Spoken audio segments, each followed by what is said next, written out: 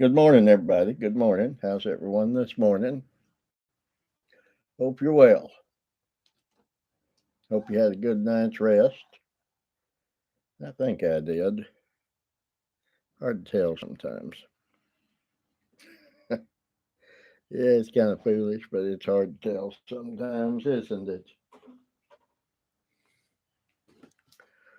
Oh, my.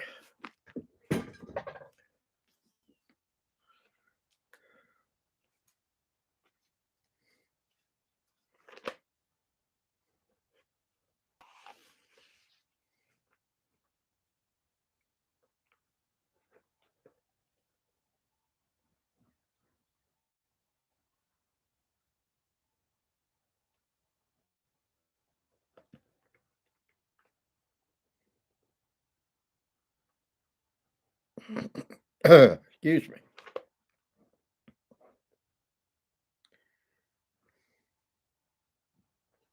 Morning. Morning.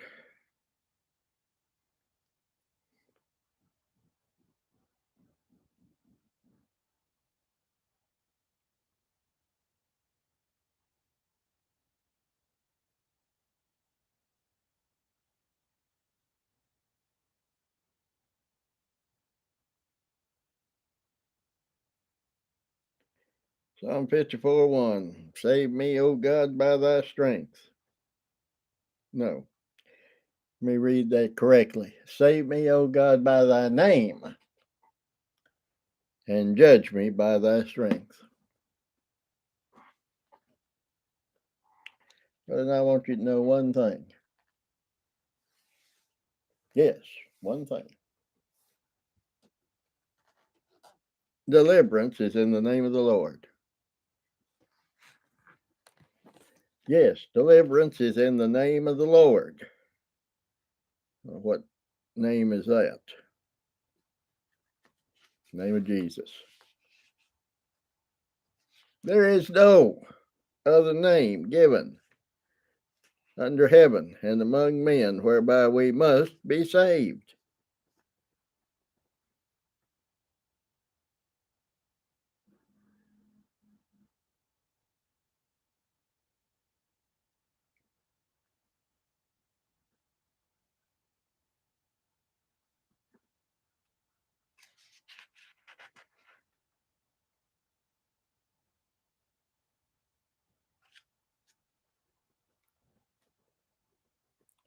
Oh God, in your name,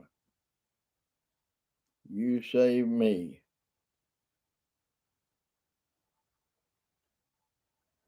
And in the power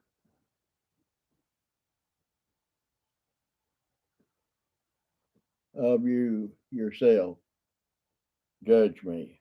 That's afternoon, morning. That's kind of my translation from the Septuagint.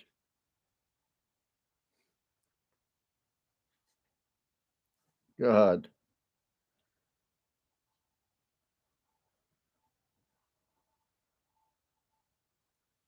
in the name of you, save me. David, don't you know all you got to do is get up and save yourself? Don't you know that you could do it if you just would? Morning. Look at the caption of the psalm, which in the Hebrew text and the Septuagint gives you is actually the first verse. I'm thinking, aren't I? I am indeed. Oh,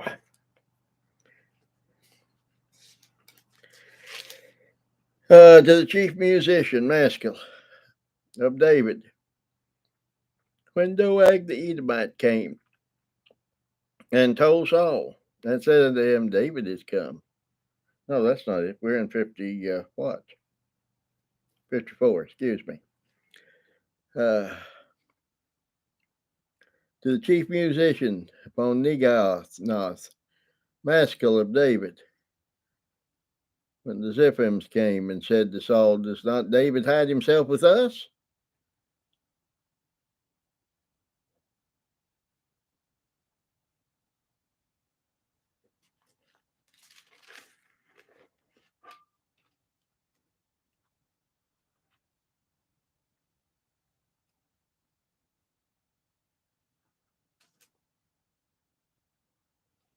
Ever read much in Samuel? Stories of David's life. He's hiding from Saul, he's running from Saul, all these things. Then came the Ziphites to Saul in Gibeah, saying, Doth not David hide himself with us among the strongholds in the woods, in the hills of Hachilah, which is on the south of Jeshimon? Now therefore, O king, come down according to all the desire of thy own soul to come down, and our part shall be to deliver him into the king's hands. And Saul said, Blessed be ye of Yahweh, for ye have compassion on me. Ooh, Lord, have mercy.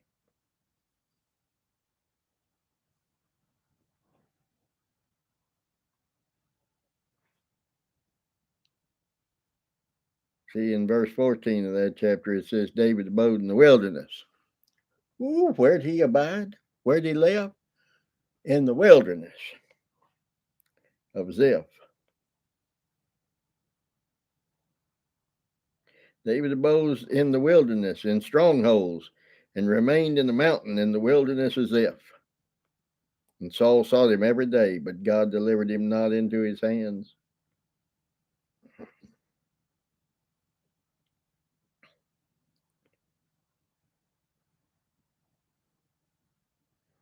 Ziphites thought they were going to get him. Lord's purpose was otherwise. The Ziphites thought they was going to raise themselves in the eyes of Saul to become something. What happened? Yeah, right. Well, it didn't happen, did it? Oh no, save me, O God. Psalm 54:1. Save me, O God, by thy name. Name of the Lord's a strong tower. The righteous runneth into it and is safe. The name of the Lord.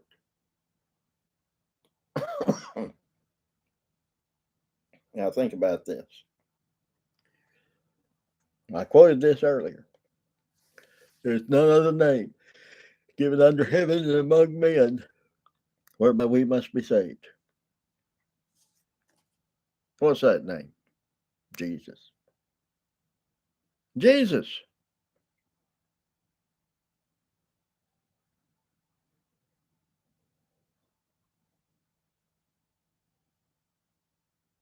David knew where his salvation was. He may have been hiding in that mountain, but he knew his salvation was in God. And it took God to keep Saul out. Saul's looking for him every day and he couldn't find him. Saul's going all over the place and he can't find him. David's in a mountain stronghold in that wilderness, and Saul knew about which wilderness it was, and the Ziphites come and told him, and he still couldn't get David because God's hand was on him, and God's hand was against Saul. When you read the book of 1 Samuel, I want you to think about that. There's David. There's Saul.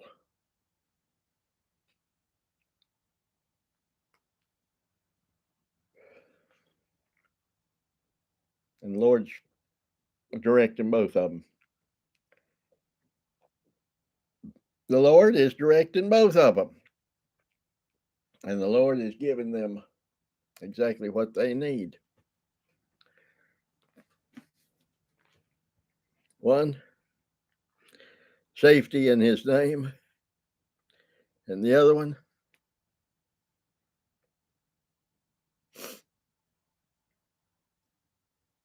an evil spirit. See, an evil spirit from the Lord troubled Saul. Well, wait a minute, I could hear somebody say, Lord don't got anything to do with evil. An evil spirit from the Lord troubled Saul.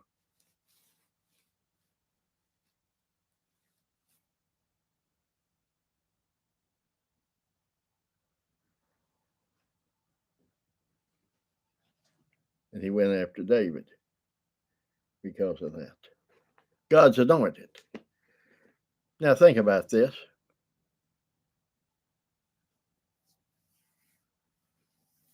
We all know David's the type of Christ, a figure of the great king. He's a king. But there shall not want a man sit on the throne of David, according to the prophecy. Because Jesus is going to sit there forever. He's the one of the house of David. He's the one that's going to bring it up.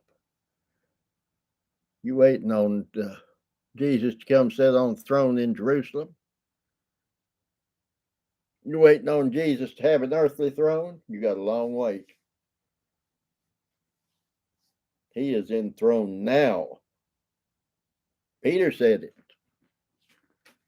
in his discourse on the day of Pentecost, didn't he?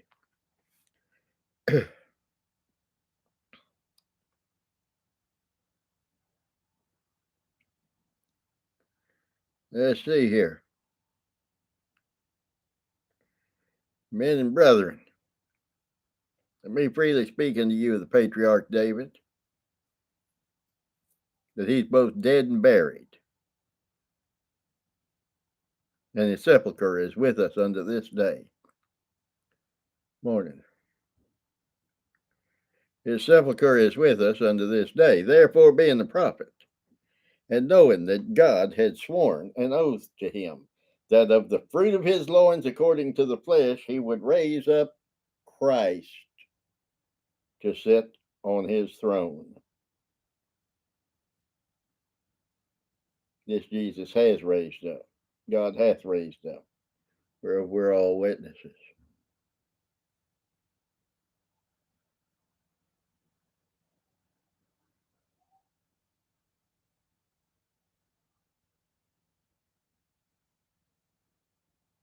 He seeing this before spake of the resurrection of Christ. Excuse me. That his soul not be left in hell, nor you see corruption. David knew where his salvation lay. David didn't speak of himself. No, sir.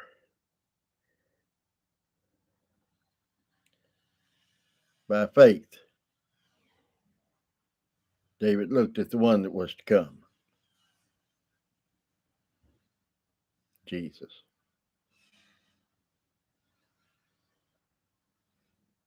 The anointed one,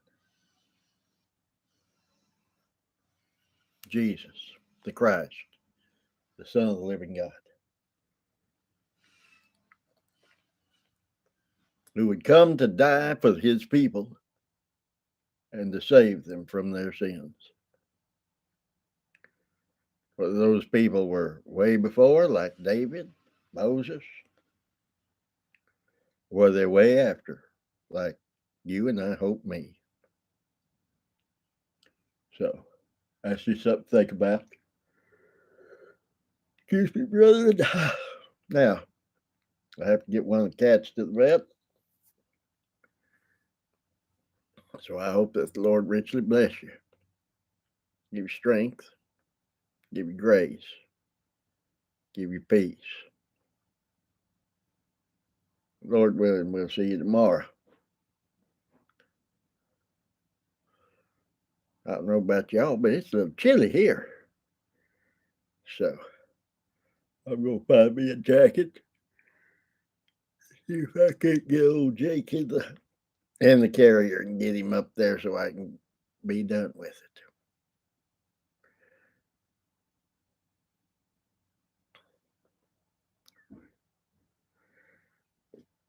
Oh, brethren.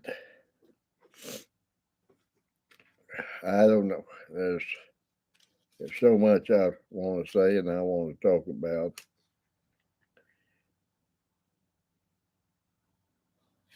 I just don't know where to start or to end sometimes. But the Lord has all that taken care of. Not chilly there, is it? chili here. It's chili. I may make some chili for supper. Oh, goodness. All right, brother. Enough silliness. Lord willing, we'll see you tomorrow morning. I thank you for being here, and I thank you for your attention, and I pray the Lord richly bless you.